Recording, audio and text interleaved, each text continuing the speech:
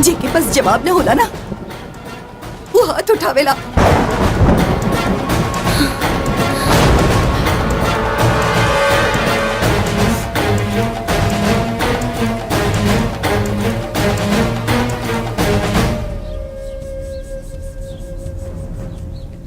दुल्हन तारे नौकी दुल्हन पर हाथ ना उठावे के चाहत रहे। अरे वो बच्चा नहीं की, ओकर बियाह हो गइल बा, ससुराइतिन हो गइल बड़ी, बच्चा नहीं की। अम्मा जी, हम तो बड़ बहन होके के नाते ओकरा के थप्पड़ मार देनी। जैसे सुगंधा नैहर में कोनो गलती करत रहे ना, हम ऐसे ही ओकरा के थप्पड़ मार देत रहनी। दुल्हन तार नैहर में थप्पड़ वाला रिश्ता नहीं है उनके साथ, और बहन के साथ साथ तार देवरानी बन गई बड़ी हूँ। तारा ये बात के भूले के ना चाहिए। अम्मा जी तू चिंता मत करा, हम अभी नैहर में फोन करके माई बाबूजी के यहाँ बुला लेता नहीं।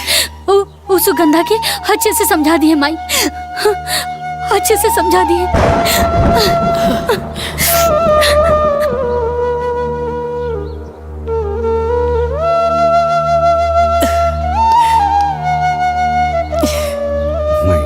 सब ठीक हुई।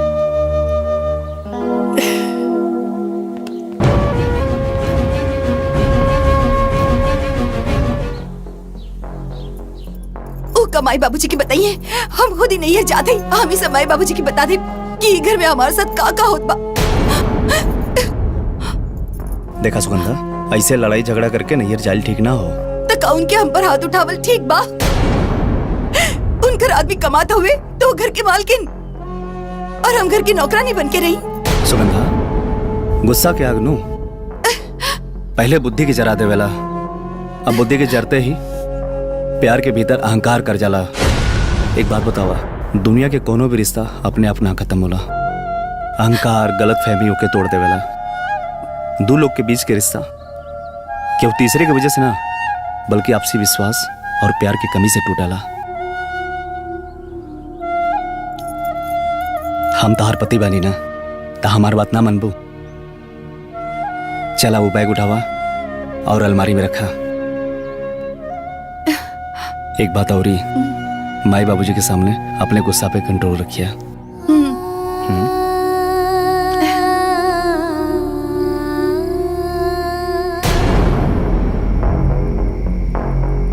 बाबूजी ले ना पानी पी ना। अरे बातचीत तो होते रही। का पानी पी हम?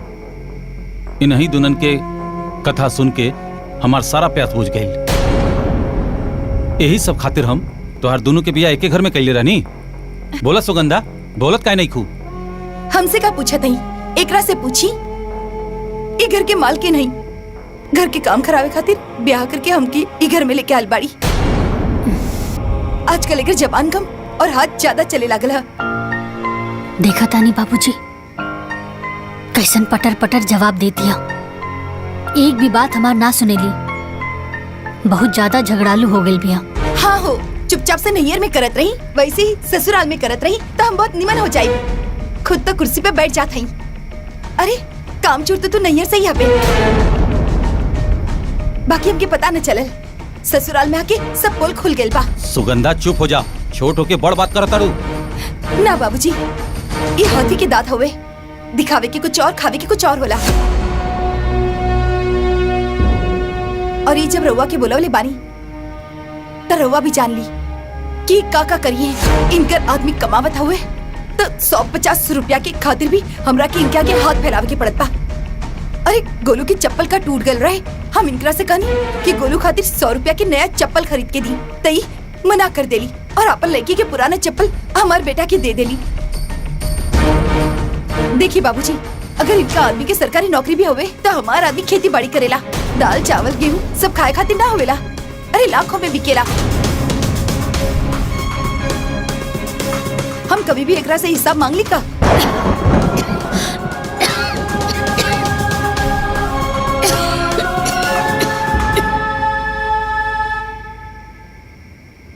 तारा के हिसाब चाहे ना सुगंधा, एक दिन तोरा के सब हिसाब दे देब हम। चुप हो जा भाई। हमार बात कान खोल के सुना। अगर तोहनी ऐसे ही आपस में लड़त रहबू तो हम समधियान आवल छोड़ दे। काहे कि तू लोग समधियान में हमरा के मुंह दिखावे के लायक न छोड़बू। बिटिया, हम बाप होकला के नाते तो से विनती करतानी कि जैसे तू दोनों के नाम पुष्पा और सुगंधा है, वैसे ही ससुराल के बगिया के सुगंधित करा। समधन जी, हम दोनों बिटिया के तरफ से हाथ जोड़ के तो से माफी मांगतानी। समझी जी, माफी मांगे की कोनो जरूरत नहीं है। राहुल फर्ज रहला समझावे के, रहुआ समझाई नहीं। आ कोनो ही लोग बच्चा तो बहाना कि कान पकड़ के समझावल जाए। लावा कड़वा दा। अरे हम आवत रहनी था, सोचनी के राहुल के शादी के कार्ड एक पन दुकार हो जाई, आपके पूरा परिवार के साथ आवे के बाद। जी जी। समधन जी, एक और विनती बा कि राहुल के शादी से कुछ दिन पहले हमरे दोनों बिटिया के भेज दी, काहे कि राहुल के माई के काम काज में मदद मिल जाए। जी, जैसन रहुआ कहीं। अच्छा, तब हमनी के चलत नहीं। जी।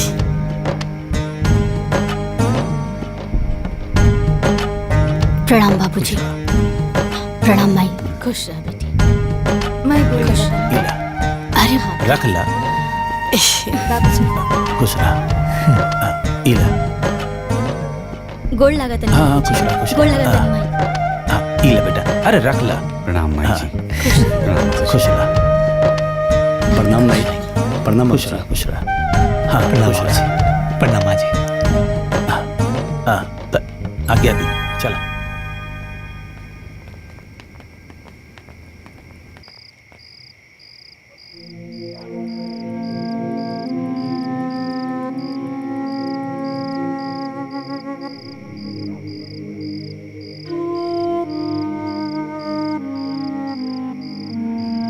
भैया, पता नहीं केकर नजर हमनी के घर परिवार पे लग गई। ये सुगंधा और भाभी के बीच में खटास कैसे पड़ गई। सब सुगंधा की गलती हो। अपने से बढ़ के कबो उल्टा जवाब ना देवे के चाहिए। ए भाई, जहां चार बर्तन रहेला ना तो आपस में बजबे करेला। वो दोनों सगी बहन हैं, आपस में लड़िए झगड़िए फिर एक हो जाइए। तू ये सब छोट बात खातिर चिंता मत कर।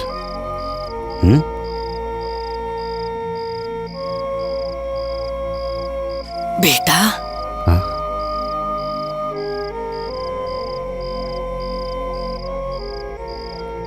देखा बेटा, तू लोग ऐसे ही आपस में समझदारी से रहिया। मेहरारून के झगड़ा लड़ाई की आज तो हम लोग के रिश्ता में ना आवे के चाहिए। हमारे 60 साल के उम्र हो गई।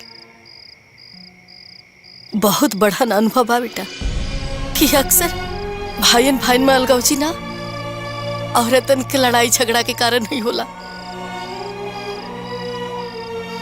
देख बेटा, तू लोग से हम विनती करता नहीं अरे मैं कि तू लोग आपस में कबो कटास बतावे दिया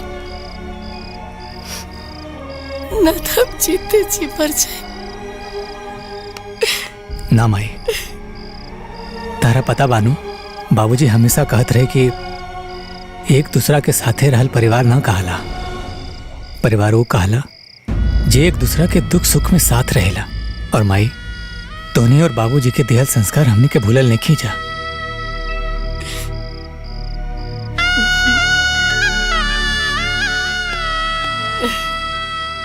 तीनों भाई तो से वादा करता ने प्रेम के बुनियाद पर बनली घर के दीवार में कबो दरार ना होते। हाँ माई। हाँ माई, बाबूजी के अरमान के मोती के माला हमनी कब्बो टूटे ना देव। वचन देता नहीं माई, हमने के सांस टूट जाई मगर साथ कभू न छूटी, कभू न छूटी।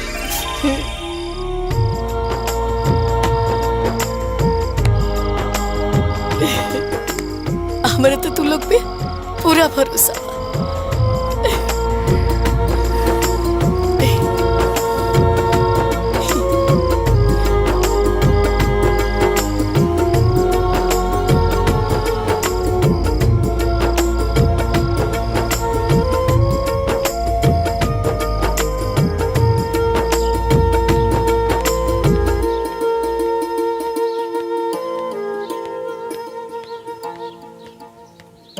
अम्मा जी इली चाय पी ली।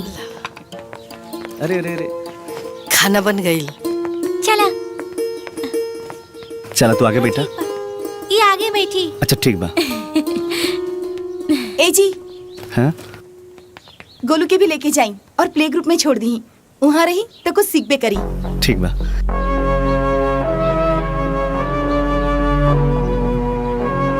ए तुम पे बैठ जा। चलो बैठा लो। Bye bye. Bye. Bye bye. Bye बेटा। जाए बाय बाय।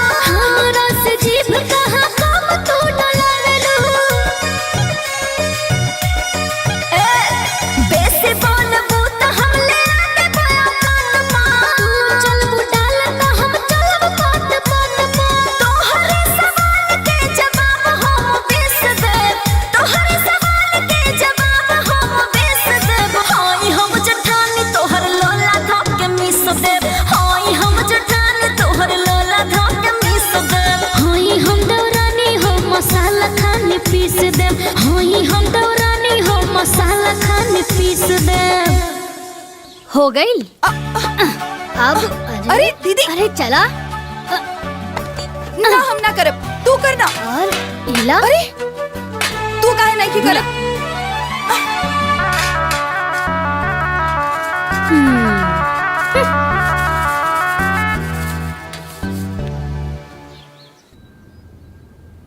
प्रणाम भाई।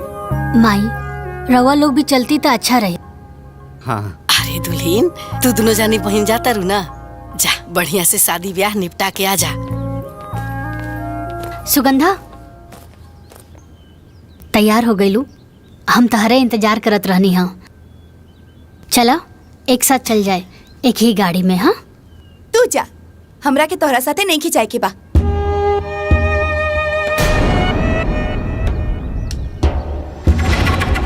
अरे दुल्हीन, नैहर वाला लोग का कही? अरे कहीं नैहर में दोनों बहन अलग अलग जाइबू त नैहर वाला लोग का कही? माई ठीक कहती है सुगंधा, चला भौजी के साथे गाड़ी में बैठा। ऐसे जाए अच्छा ना लगी ना। अच्छा लगे चाहे बुरा, अब छुपल का बा? नैहर में भी तो सबके पता चल गइल बा।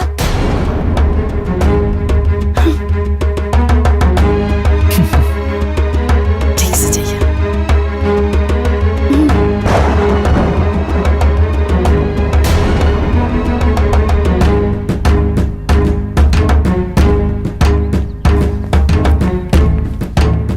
खुश रहा। प्रणाम माई। जो आगे चला।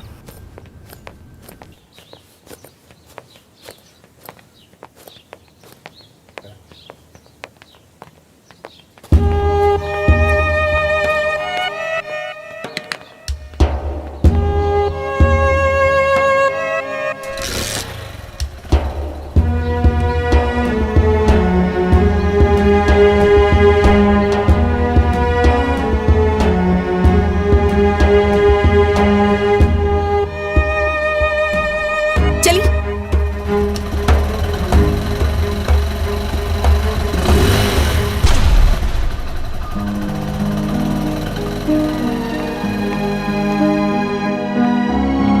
By by.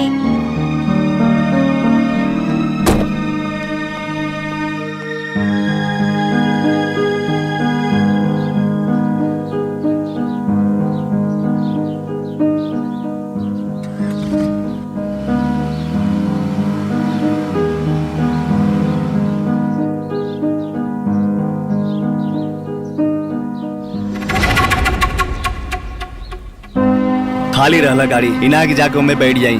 ये जेठ के दोपहरिया में हम लड़का लेके मोटरसाइकिल से चलत हई। सब तोरे जिद के कारण होता। देखिए रहुआ चाहे कुछ भी कही, हम फैसला कर ले बानी। हम ओकर गाड़ी में ना बैठब, मतलब ना बैठब। का समझत हई? बड़ी आई गाड़ी वाली। है, एकदम मूर्ख है बाड़ू।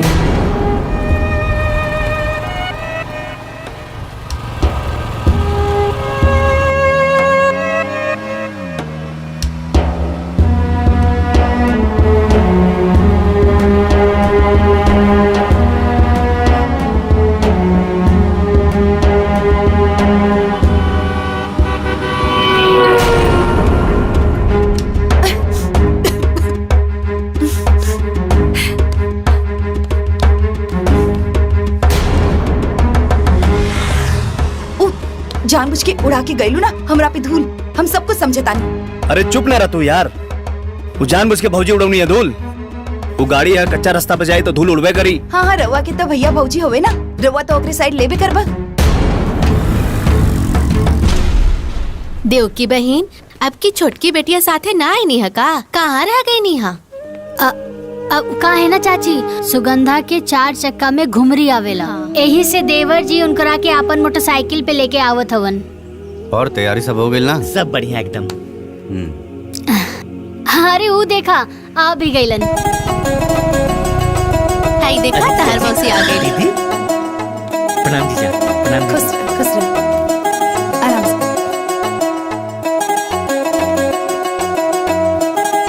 जा खुश रहा। प्रणाम माँ। कैसन बाड़ा बेटा? ठीक बाड़ा ना? बहुत याद करत रही लखा। अरे खुश रही जाइए जाइए हाँ, अंदर। खुश रहा खुश। प्रणाम और बाबूजी। बेटी सब ठीक बना? हाँ ठीक बा। हाँ ठीक। खाला खाला सब तहरे खाती है। हाँ, प्रणाम खुश बाबूजी। रहा, सब ठीक बना? एकदम हाँ, ठीक। आओ बेटा आओ। और काम काज कैसन चला था? सब बढ़िया एकदम। ऐसा कुतला बहन लगा कि दोनों बहन के ससुरा में ना जमता। यही लिए कहल जाला कि दोनों बहन के शादी एक के ससुरा में ना करे के चाहिए। हाँ चाची, हम भी देख ली हई कि छोट बहन हो के सुगंधा बड़ बहन के पैर तक न छूलस और मुंह टेढ़ करके भीतर चल गई है।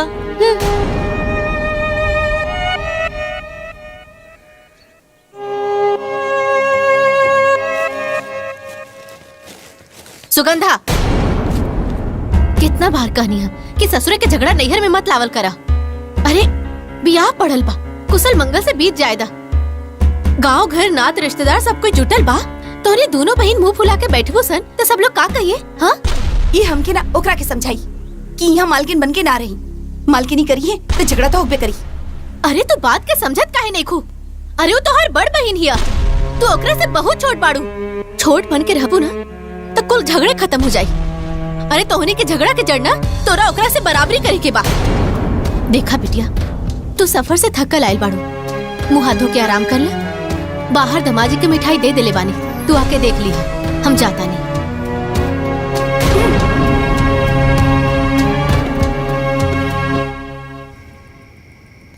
देखा बेटिया, ये कुल चौकटा के साड़ी है और ये पास थान रतन क्या रख ले बानी।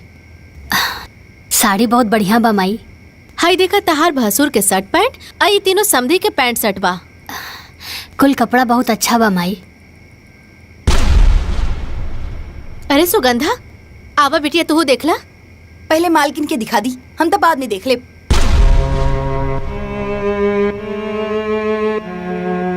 और वैसे भी हमरा के बहुत नींद आवता, हम जाता नहीं सूते के। देख ली माई, ये ऐसने बोली टोली हमरा के वहाँ भी बोलेली। जायदा बिटिया, तू बड़ बाड़ो, तू ही समझदारी से काम ला। ओकर बचपना भी गई लेखे। यह सोच के तो हम चुप रहेली। अच्छा माई, अब तू सूझ जा, सुबह हल्दी चुमावन बाना। हाँ ठीक बा।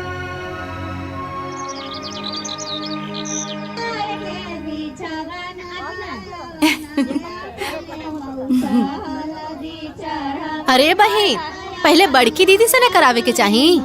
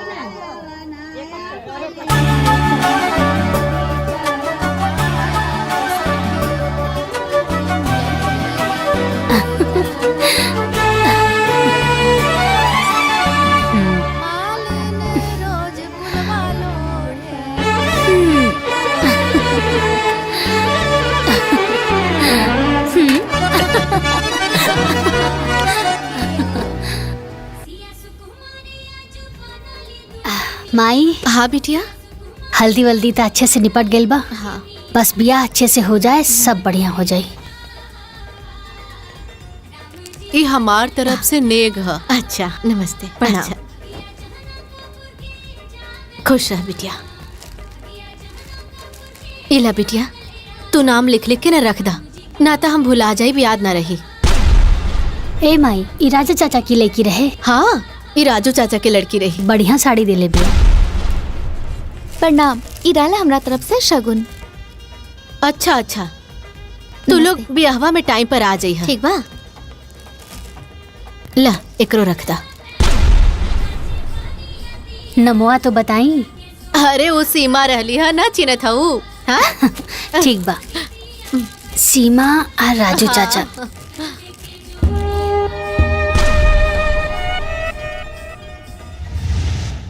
माई। का बिटिया? माई, ई चेन हम लेके आयल बानी, देवर जी के दे दिया।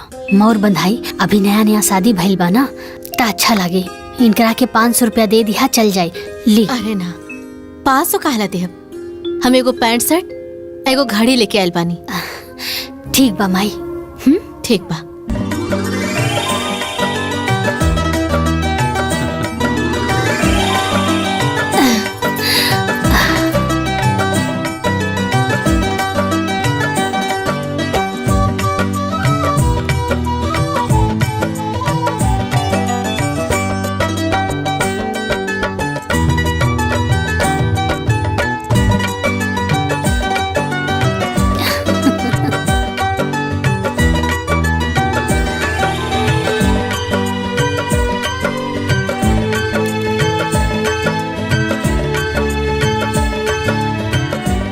दीदी पतो तो बड़ी सुंदर बिया।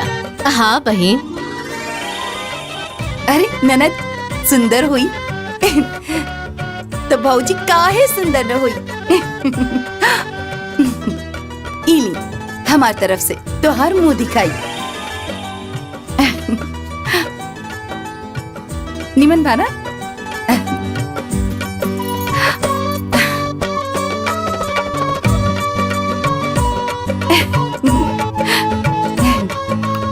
भौजी इस सोने की अंगूठी तोहार दोनों ननद की तरफ से। कैसन लागल? एकदम चांद के टुकड़ा लग रहल बाड़ू। राउर तो भाग खुल गेल माई। हाँ माई साहब जोताई उतर हो गई। शरबत पीला। अरे आगे ला। अरे पिंकी के माई। चलो चलो उतरा उतरा। घरे आ गिला। ए गुल्लू बिटवा खुश रह। आजा आजा आजा। प्रणाम मुझी। माँ जी पाए लगा। खुश रहा। प्रणाम माई। खुश रहे खुश रहे। गुड़िया बिटिया। प्रणाम भैया। खुश रह खुश रह। दादी के प्रणाम करा। प्रणाम दीदी। खुश रह। बेटा कैसन बाड़ू?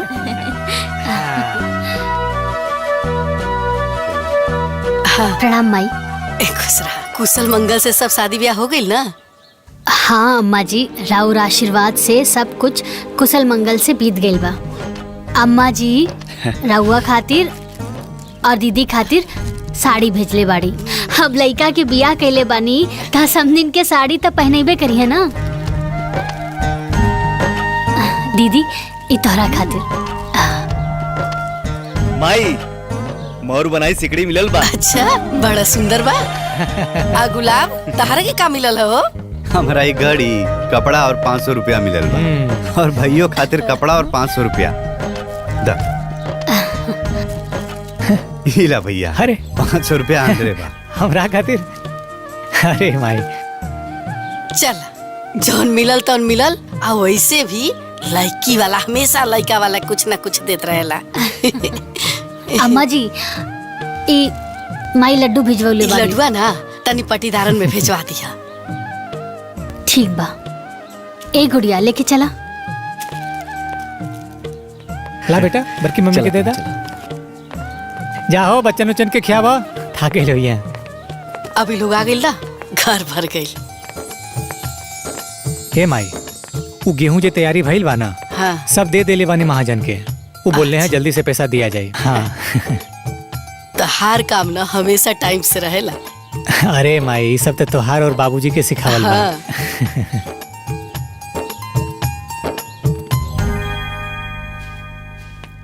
गुड़िया पिंकी गोलू चला आवा। सफर में थक गइल होइबा। आके दूध पीला। चला। माई हमरे खातिर है। हाँ बेटा सब केहू के खातिर।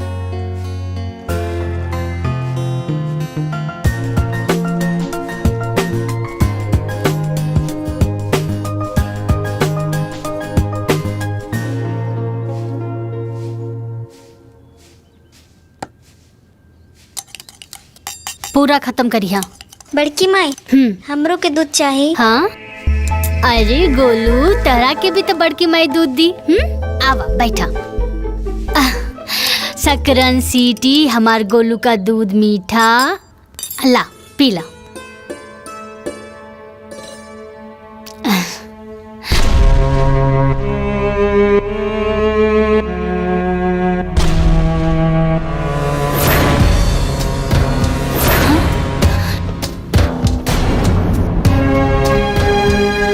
इन्हें आवा। अरे हम तरह के इतना खियाली प्याली तभी तो लाट टपकता। अरे तोरा के कितनी बार मना कही हा केहू भी कुछ भी दी तो मत खाइया। अरे केहू तोरा के जहर मिला के पिला दी और तोरा के कुछ हो जाए तो हम का करब?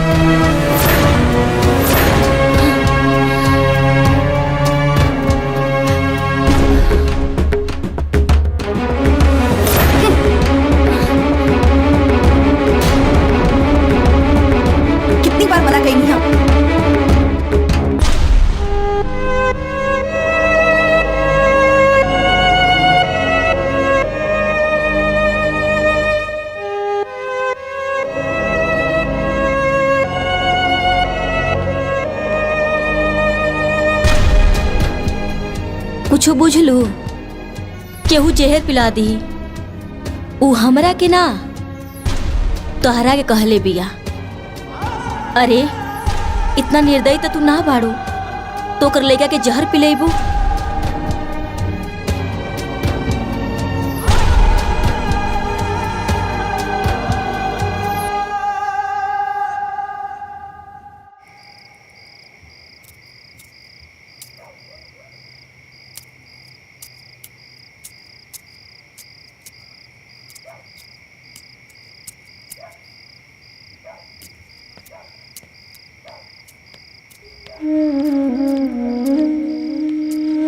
सुगंधा,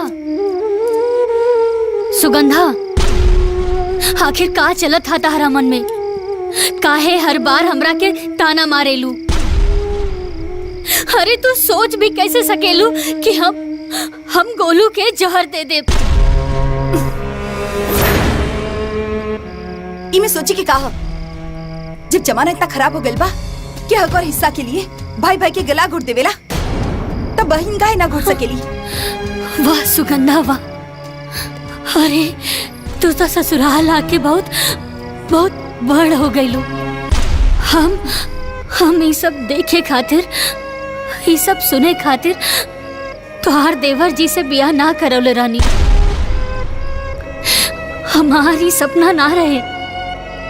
अरे हम तो ये सपना देखनी अपन एक आंख से हम तोहार सुख देखनी और दूसर आंख से हम अपन सुख देखनी। हे सुगंधा, अरे हमहू एगो माई हई और एगो माई लइका के जन्म देवेली, जन्म छीनेली ना। सुगंधा अब तो हमार बहन ना हो। अब तू हमार देवरानी बन गेल बाड़ू। देवरानी हमरा के देवरानी बने खातिर के मजबूर कैलस? तू मजबूर कैलू और तू खुलल आंख से सपना देखा ताड़ू। तो जौन आंख से सपना देखा ताड़ू उससे सिर्फ तोहरा की खुशी हुई। अगर अपन एक आंख से भी हमार खुशी के सपना देख ले रहती तो कबो भी 100 रुपया की चप्पल खातिर मना ना कर ले रहती। हमार लड़का के भविष्य के बारे में अगर सोच ले रहती तो ओकरा के प्ले ग्रुप में जाए से मना ना करती। तू सिर्फ और सिर्फ अपन पति, अपन लड़की और खुद के बारे में सोचेलू। और सच्चाई तो ये बा कि तू हमके एक घर में ब्याह के एक हाथे लेके आल बाड़ू ताकि हम ई घर की नौकरानी बन के रही और तू ई घर के मालकिन बन के रहा।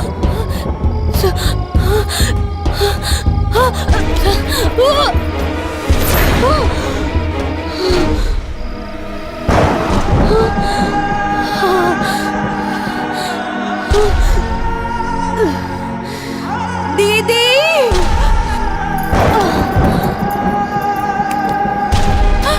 दीदी,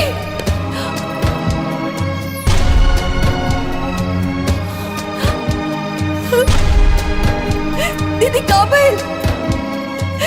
दीदी, दीदी कहाँ पर? उठी ना दीदी। माई, माई जल्दी आवो। दीदी उठी ना, कहाँ हो गई? माई, दीदी, होश में आई दीदी। अरे कहाँ हो गई? पुष्पा जी कहाँ भाई? पुष्पा, अरे पुष्पा, पुष्पा, चली ना दीदी के डॉक्टर के पास ले चली। पुष्पा, पुष्पा, पुष्पा, अरे उठा दीदी।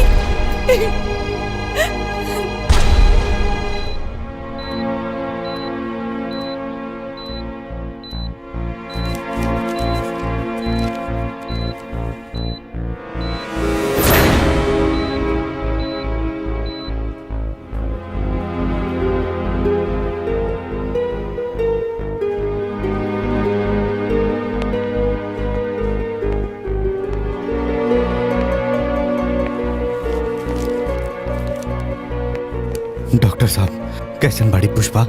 देखिए 1.5 साल पहले ही मैं उनको बता चुका था कि उनको ब्लड कैंसर है।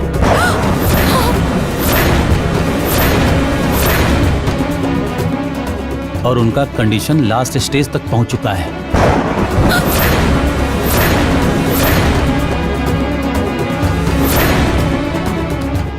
अब उनके पास बहुत कम दिन बचे हुए हैं, इसलिए उनको घर ले जाइए, खुश रखिए। परिवार में जितने दिन रहेंगे उनके लिए उतना ही अच्छा होगा।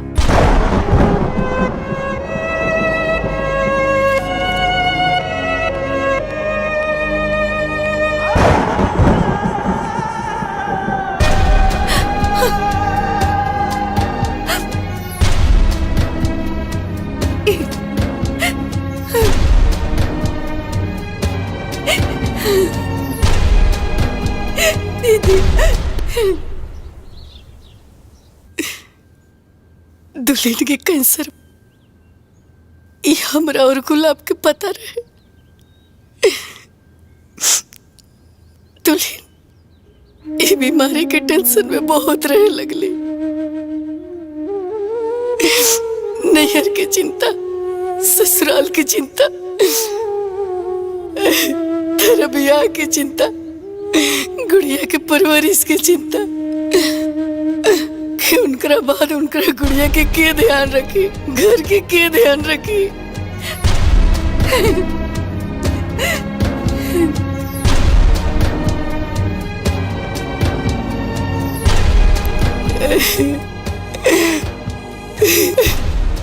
और उनका मन में ही सब चलत रहे, लेकिन हमरा से कह ना पावत रही।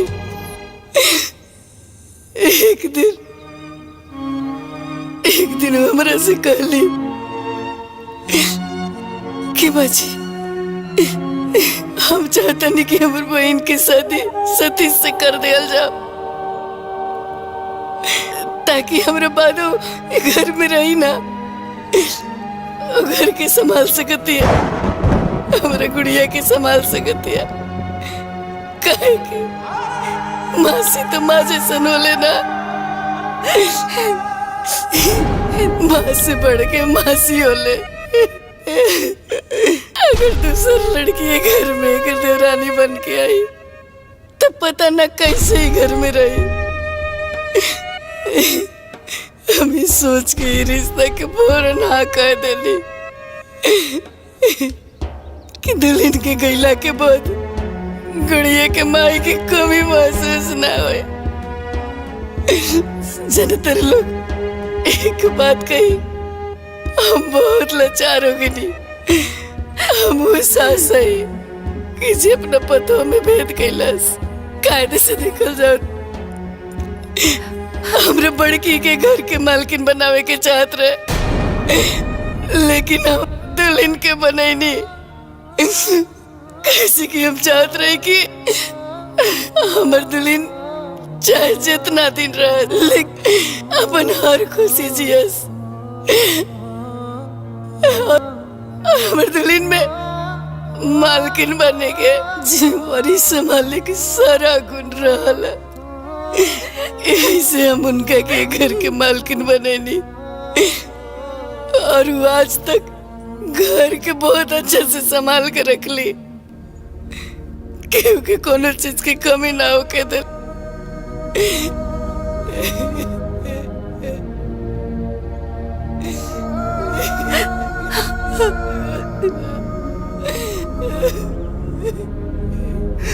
ना माई, चुप हो जा।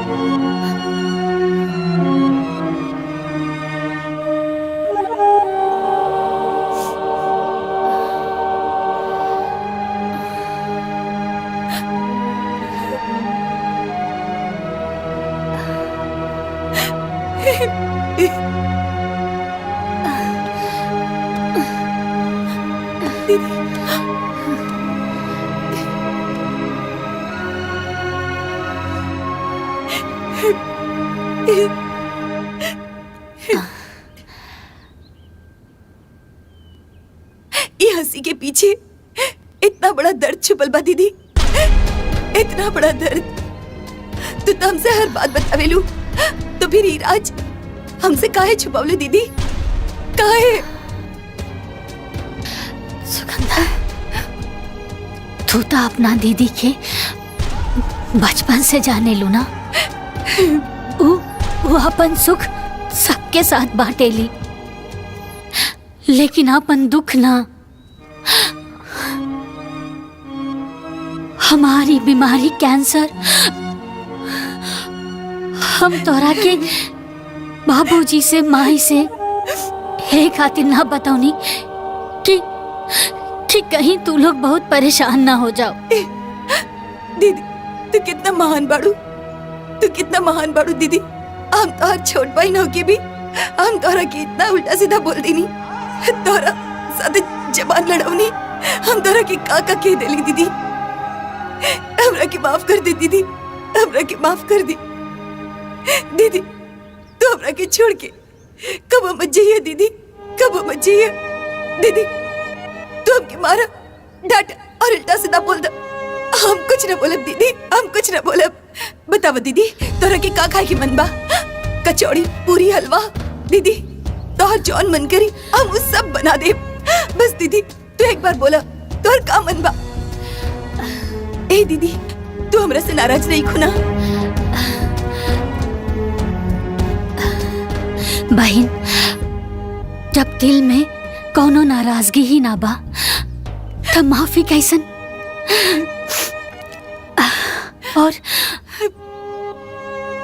और जौन रिश्ता में लड़ाई ना हो तो समझ जाओ कि वो रिश्ता दिल से ना दिमाग से निभावल जा रहल बा। और हम तोहरा के छोड़ के कबो ना जाई। अरे हमार रिश्ता कोनो जरूरत के रिश्ता ना बा, जरूरत के रिश्ता छूट जाला और खून के रिश्ता कब्बो ना छूटेला। और हमनी दोनों बहन के रिश्ता तक खून के बाना,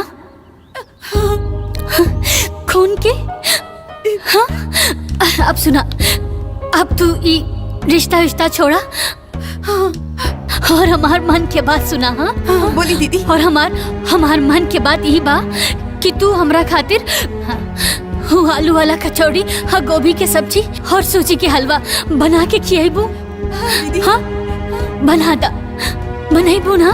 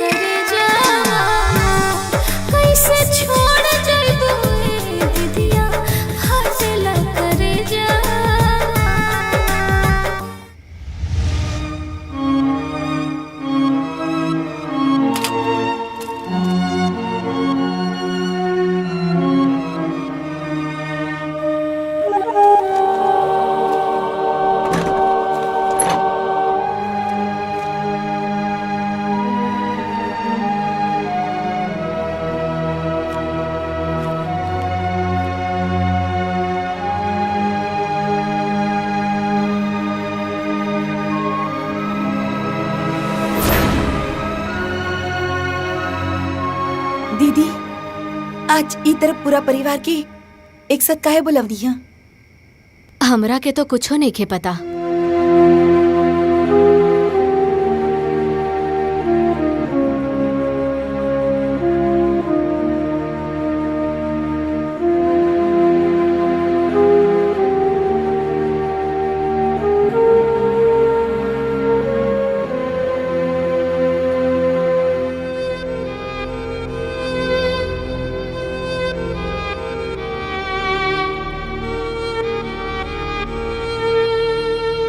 जेठानी जी, हम पिंकी, गुड़िया और गोलू के नाम 5-5 लाख की एफडी करौले बानी।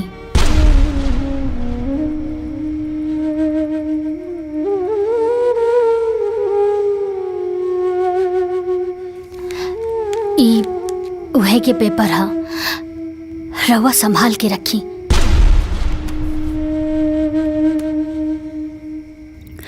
जब ई लोग बड़ा हो जाई ना त ई पैसा ई लोगन के पढ़ाई में बहुत काम आई।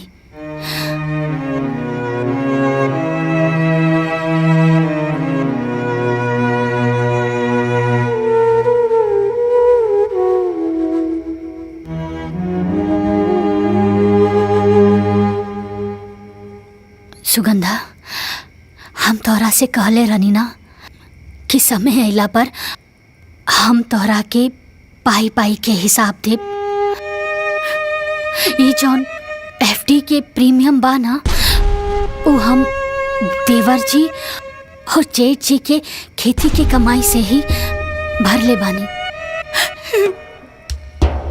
ई पूरा घर चलावे खातिर हम पाई पाई जुड़नी। अरे कबो 100 रुपया 50 रुपया खातिर लड़ भी गई नी। कभी अपना पति से तो कभी तू दोनों लोगन से। तब जाके इतना बड़ा रकम इकट्ठा भइल।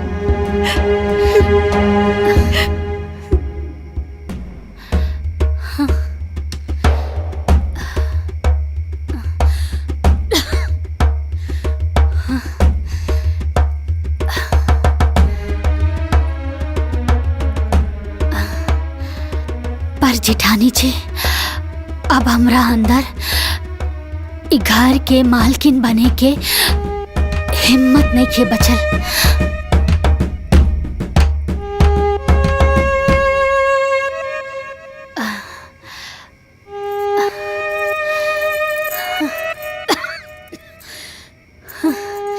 अभी घर के मालकिन की जिम्मेदारी रहुए संभाली जेठानी जी, रहुए संभाली।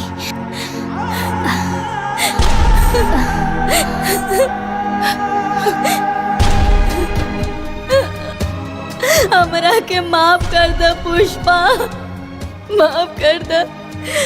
हमरा से बहुत बड़ भूल हो गई बा। हम तोरा के गलत समझनी। तू दोनों बहिनी के झगड़े में आग हम लगवनी है।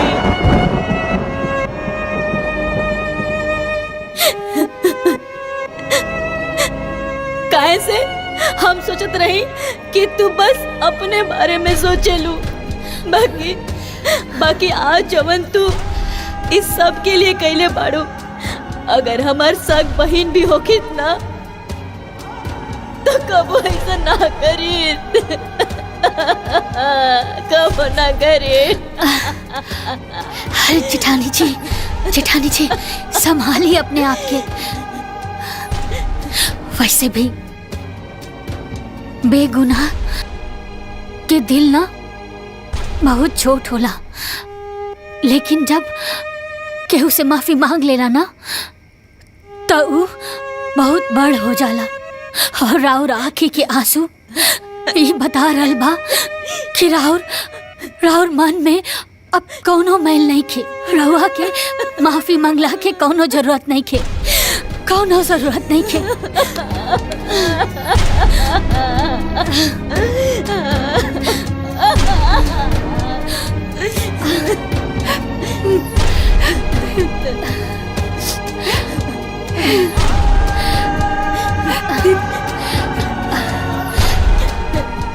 बस हमारे एक आखिरी एक शब्द जेठानी जी, ई सुगंधा छोट हवे, थोड़ा जिद्दी बाड़ी, लेकिन दिल के बहुत अच्छा बाड़ी। एकर कौनो भी बात के कबो बुरा मत मनिहा। एकर हमेशा ख्याल रखिया अपन छोट बहन समझ के।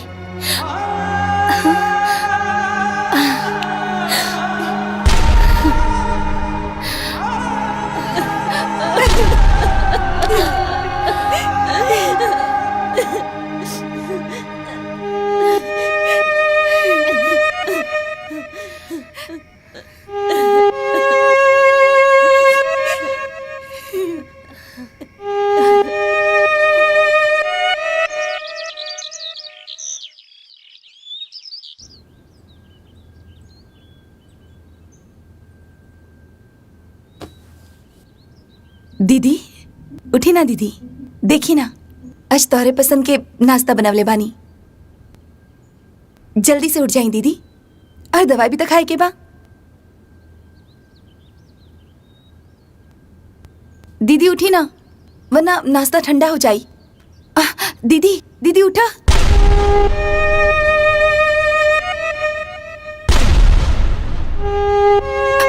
दीदी दीदी दीदी